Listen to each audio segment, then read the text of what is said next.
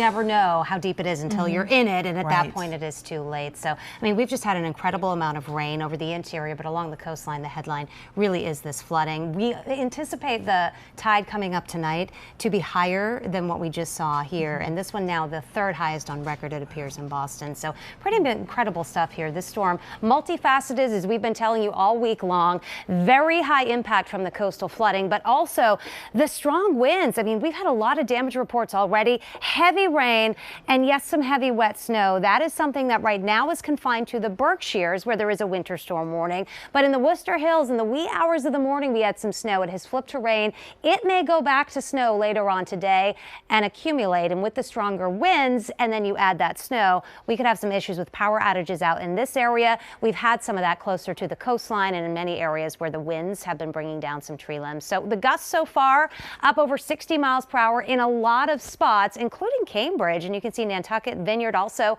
up over 60 miles per hour, and enough wind to bring down a lot of tree limbs, trees, and some of those going in some cases over roads and power lines, causing some problems. So damage reports so far, they're starting to cover a lot of real estate, and this map will continue to fill in as we get deeper on into the afternoon. The wind gusts right now up over 50 miles per hour in a lot of spots. You get into the interior, the winds aren't quite as strong, but it's still a wind-driven rain that a lot of us are dealing with out there now. Center of our storm is just sitting and spinning to the south. It has been intensifying the past few hours, and with it in this position, it's giving a fetch of moisture off the ocean and a lot of wind energy as well. So we right now are on the wet side of this storm. Once you get on the backside, the colder air is filtering all the way down to New York City, where they're starting to see the rain flip on over to snow, and we may see some of that happening here a little later on this evening. But the winds are going to ramp up this afternoon. In fact, by 3 o'clock, I think we're going to see those gusts approaching, if not exceeding, 70 miles per hour along the coastline here, and that would be hurricane strength on the Cape.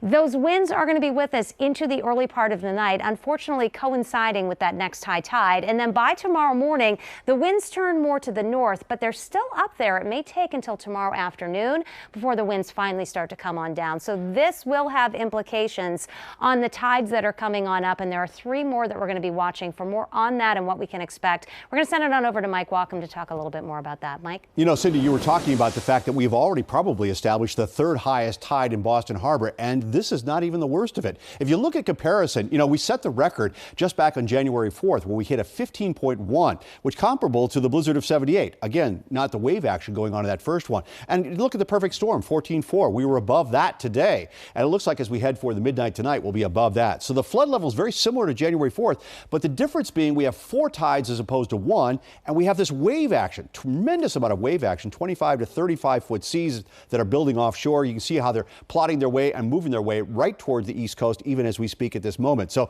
the waves continue to build as we head through the afternoon. So as we head for that tide tonight, up around Cape Ann, here's what we're going to be looking at. We're going to be looking at major flooding around midnight, and then still moderate to major flooding for that high tide on Saturday at noon. So the surge running about 3 to 4 feet. And through the South Shore, again, major flooding tonight around midnight and major flooding for that Saturday noon high tide as well.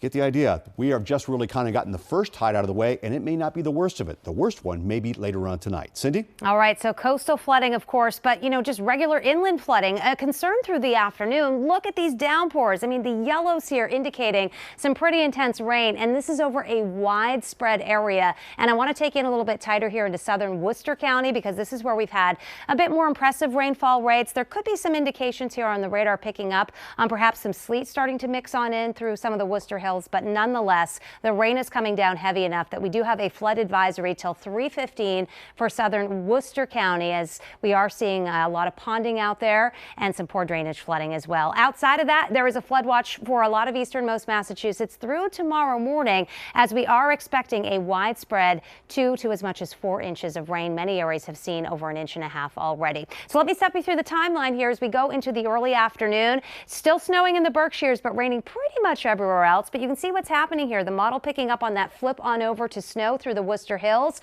We will watch that shift southward here, and perhaps by this evening at about 8, 9 o'clock, see a little bit of snow mixing in around the Boston area. That may try to shift all the way down toward the Cape closer to midnight before this wraps on up. So we're not looking for a lot of accumulation. If we get some outside of elevation, it would only be likely about 1 to 3 inches, but 3 to 6 in the Worcester Hills. That combined with the winds could lead to more power outages before our storm starts to pull away tomorrow. We're going to lose the precipitation tomorrow, but the winds do continue. I think it's going to be Sunday before we brighten up the skies with perhaps another storm by the middle of next week, but we should get a break early in the week. Erica?